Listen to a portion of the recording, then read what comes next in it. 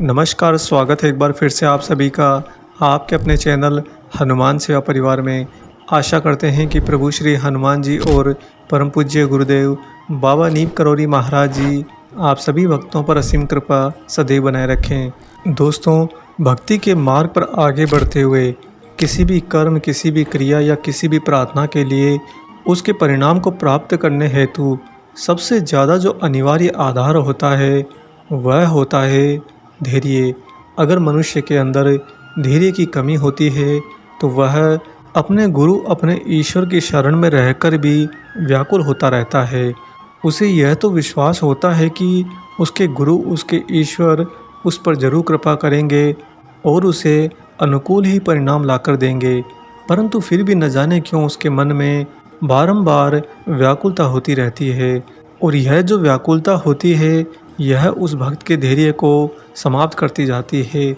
जब धीरे धीरे किसी भी भक्त के अंदर व्याकुलता की अधिकता होने लगती है और धैर्य की कमी होती जाती है तो एक ऐसा मोड़ उसके जीवन में आता है जब वह अपने ही ईश्वर, अपने गुरु पर से विश्वास को कम करने लगता है।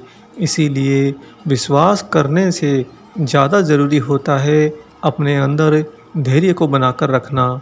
आप किसी भी बात के लिए अपने गुरु, अपने इष्ट पर विश्वास करिए या ना करिए, यह आपकी मर्जी, परंतु दोनों ही परिस्थिति में आपका धैर्यवान होना अति आवश्यक होता है।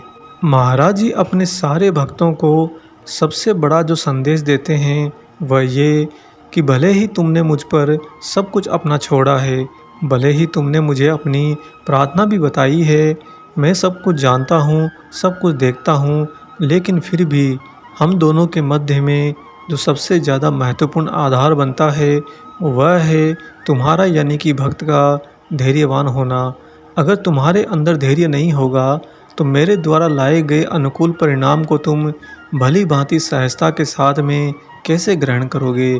तुम तो पहले ही इतने व्याकुल हो जाओगे कि अपनी ऊर्जा का नाश कर लोगे। बाबा जी के इन वचनों को ध्यान में रखते हुए हर एक भक्त को अपने पूरे जीवनोपरांत अपने स्वयं के अंदर धैर्य को बनाए रखने और उस धैर्य की निरंतरता के लिए हमेशा प्रयत्नशील रहना चाहिए, क्योंकि यही जब धैर्य की कमी हो जाती है तो वह आपको अपने ही गुरु से दूर कर देता है और माया के विपरीत प्रभाव के कारण आपको ऐसा लगने लगता है कि बाबा मुझसे दूर हो गए हैं। होते हम उनसे दूर हैं, परंतु लगता हमें कि वो हमसे दूर हो गए हैं। यह माया का भेद होता है। एक भक्त को हमेशा इससे बचना चाहिए। अब धैर्य एक मनुष्य के लिए इतना ज़्यादा क्यों महत्वपूर्ण होता है, इसे भी समझ लेते हैं। जब भी कोई परिणाम दोस्तों हमारे अनुकूल होकर आता है तो वह परिणाम ग्रहण करने से पहले अगर हम पूर्ण धैर्य के साथ रहते हैं तो हम भली भांति उसे समझ सकते हैं कि हम पर कितनी बड़ी कृपा हुई। हम अगर अपना धैर्य खोकर बैठेंगे तो हम कभी नहीं समझ पाएंगे कि वास्तव में हम पर हमारे गुरु ने कितनी बड़ी कृपा कर दी। हम मात्र उस कृपा का एक अंश ही ग्रहण कर पाएंगे। अतः हर एक अनुकूल परिणाम को संपूर्ण रूप से ग्रहण करने के लिए धैर्य का होना अति आवश्यक होता है। वहीं पर मान लीजिए कि अगर परिणाम आपके प्रतिकूल आ गया, ऐसे में भी अगर हम धैर्यवान नहीं रहते हैं तो हम आने वाले उस प्रतिकूल परिणाम के झटके को सहन नहीं कर पाते हैं और स्वयं के अंदर ही हम बुरी तरह से हिल जाते हैं। हर एक भक्त को चाहे उसके गुरु, उसके ईश्वर की कृपा का परिणाम अनुकूल हो या प्रतिकूल हो, दोनों ही परिस्थिति के अंदर स्वयं को हमेशा धैर्यवान बनाए रखना चाहिए। दोस्तों, एक अलौकिक गुरु हमेशा अपने भक्तों के लिए अनुकूल परिणाम ही लेकर आते हैं, परंतु धैर्य खो देने के कारण कई बार वह भक्त अपने ही गुरु के द्वारा भेजे गए उस परिणाम की अवहेलना कर देते हैं, अनादर कर देते हैं। जबकि हमारे गुरु, हमारे ईश्वर तो कभी हमारा अहित नहीं चाहते, वे तो स्वयं चाहते हैं कि हम हर हाल में अनुकूल ही परिणाम को प्राप्त करें। यह सृष्टि सही दिशा की ओर अग्रसर होने में ही निरंतर है। गलत दिशा को देखना और उसे समझना मात्र एक भ्रम होता है और उसी मायावी भ्रम के कारण तो मनुष्य अपने पूरे जीवन के अंदर सुख को कभी देख नहीं पाता, दुख को घूर घूर कर देखता जाता है और उसी दुख के कारण स्वयं को बार बार परेशान भी पाता है, व्याकुल पाता है। और धैर्य की निरंतरता ना सिर्फ आपको ईश्वर और गुरु के प्रति करी गई प्रार्थना के परिणाम के लिए सहयोगी होती है, अपितु नित्य जीवन के अंदर भी जब आप धैर्य को धारण करके रहेंगे तो आपके सारे कर्म सुलभ और सहज होते चले जाएंगे। एक भक्त के लिए धैर्य का होना कितना आवश्यक होता है, क्योंकि गुरु वास्तव में अनुकूल परिणाम ही लेकर आते हैं। इसे समझने के लिए आज हम आपको सुनाएंगे महाराज जी की एक सत्य घटना। दोस्तों, इससे पहले हम आगे बढ़ें, यहाँ पर हम आपसे एक निवेदन करना चाहेंगे। पिछले कई दिनों से हम आपसे महाराज जी के एक अनन्य वृद्ध भक्त के जीवन में आए महासंकट की घड़ी में उनका सहयोग करने, उनकी सहायता करने के लिए आप सभी से आग्रह कर रहे हैं। उन पर आया संकट वास्तव में काफ़ी बड़ा है और जिसे सुलझाने हेतु हम सभी हनुमान भक्तों के सहयोग की अति आवश्यकता है। सारे बाबा जी हनुमान जी के भक्तगण वानर सेना की भांति आगे बढ़कर आपका जितना सामर्थ्य होता है उस सामर्थ्य के हिसाब से जितना ज़्यादा से ज़्यादा हो सके उनकी मदद ज़रूर करिए। इसके लिए हम आपको यहाँ पर उनका फ़ोन पे नंबर और क्यूआर कोड दे रहे हैं और आज के इस वीडियो में हम आपसे उनके लिए आखिरी बार निवेदन कर रहे हैं। अतः दोस्तों, जितना ज़्यादा से ज़्यादा हो सके अपने सामर्थ्य के हिसाब से उनकी ज़रूर मदद करिए। आइए अब लौटते हैं अपने वीडियो पर और आपको सुनाते हैं बाबा की वह बहुत ही अनोखी दिव्य घटना। दोस्तों, यह घटना बहुत ही पुरानी है। आज से लगभग 70 साल पहले, हम में से अधिकांशतः भक्तों का तो उस समय जन्म भी नहीं हुआ था। उस समय की बाबा की यह दिव्य लीलामय घटना है।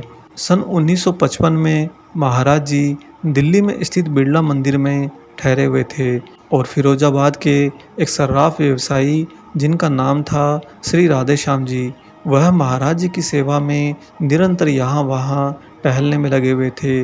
वे दिन भर दरवाजे पर खड़े होकर दर्शनार्थियों को महाराज जी के पास में एक एक करके भेजते रहते। एक दर्शनार्थी जिसका साधुओं और मंदिरों में बिल्कुल विश्वास नहीं था, कुछ दूर वह अकेला उस समय बैठा था। तब राधे श्याम जी ने देखा कि एक एक करके सारे दर्शनार्थी कमरे में प्रवेश करके महाराज जी का आशीर्वाद लेकर वापस लौटते जा रहे हैं, परंतु वह नौजवान व्यक्ति आने का नाम नहीं ले रहा। आकर भी वहाँ पर दूर बैठा है और दूर भी कुछ ऐसा बैठा कि पूरा दिन बीत गया और अब तो रात हो चली है। अतः रात को श्री राधे श्याम जी उसके पास में गए और उससे पूछा कि तुम यहाँ पर एकांत में अकेले बैठकर किसकी प्रतीक्षा कर रहे हो।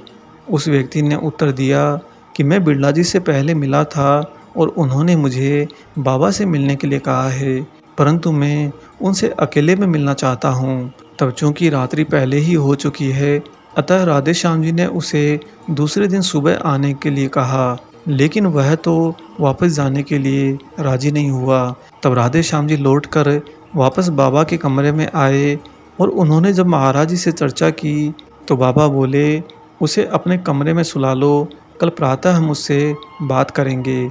लौटकर राधे श्याम जी ने उस व्यक्ति को आश्वस्त किया कि मेरी बाबा जी से बात हो गई है, सुबह महाराज जी तुमसे अकेले में अवश्य मिलेंगे, आज की रात्रि को तुम मेरे ही कमरे में सो जाओ। तब राधे श्याम जी के आश्वस्त कर देने पर वह व्यक्ति उनके साथ में उनके कमरे में विश्राम करने चला गया। दूसरे दिन प्रातःकाल ही बाबा ने उसे दर्शन दिए।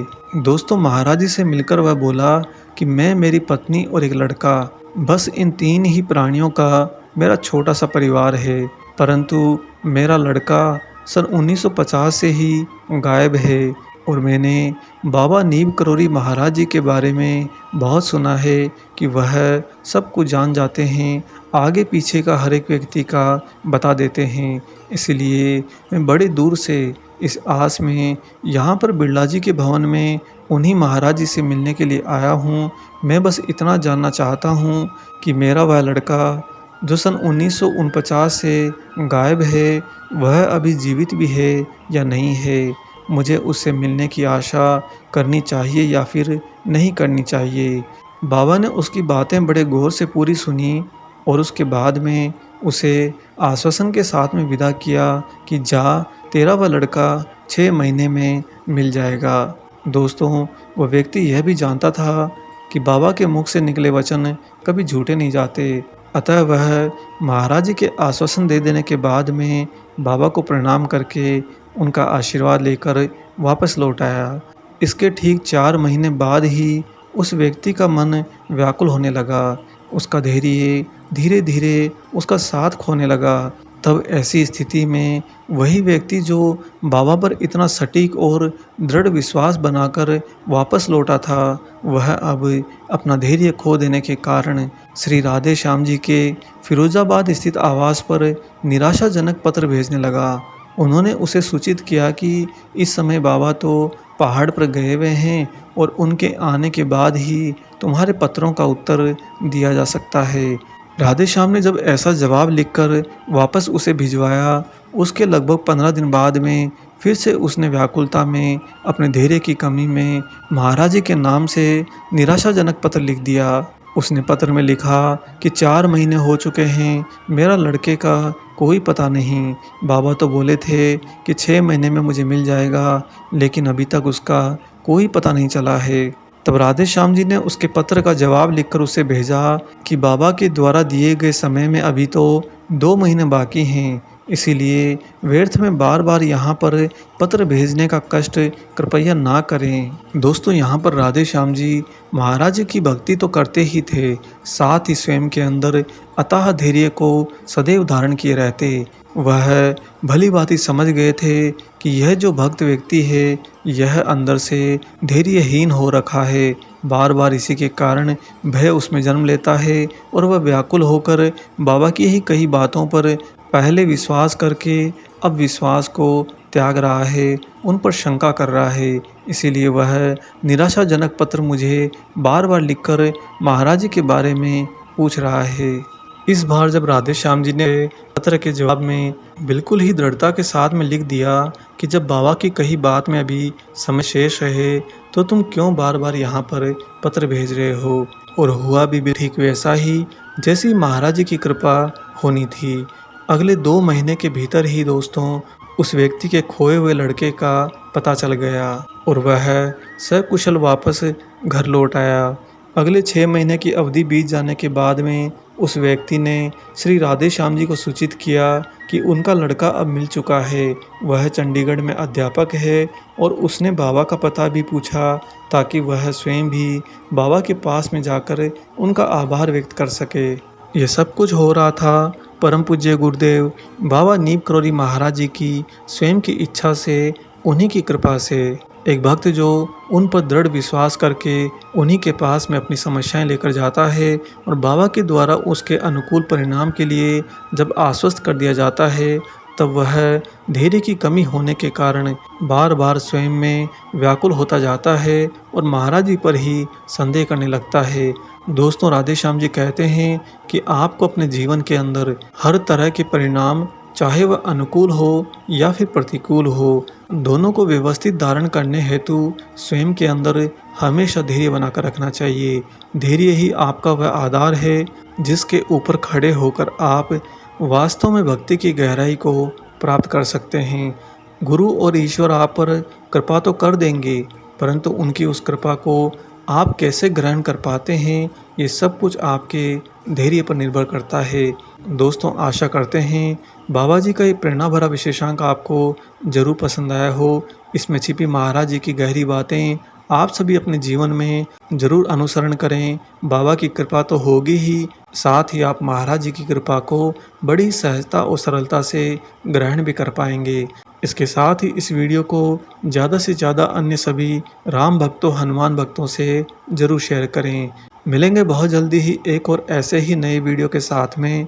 तब तक अपना और अपने माता पिता का संपूर्ण ख्याल रखिए और परम प्रभु श्री राम जी का निरंतर गुणगान करते हुए बाबा हनुमान एवं बाबा नीम करोली महाराज जी की निस्वार्थ होकर सेवा करते रहिए।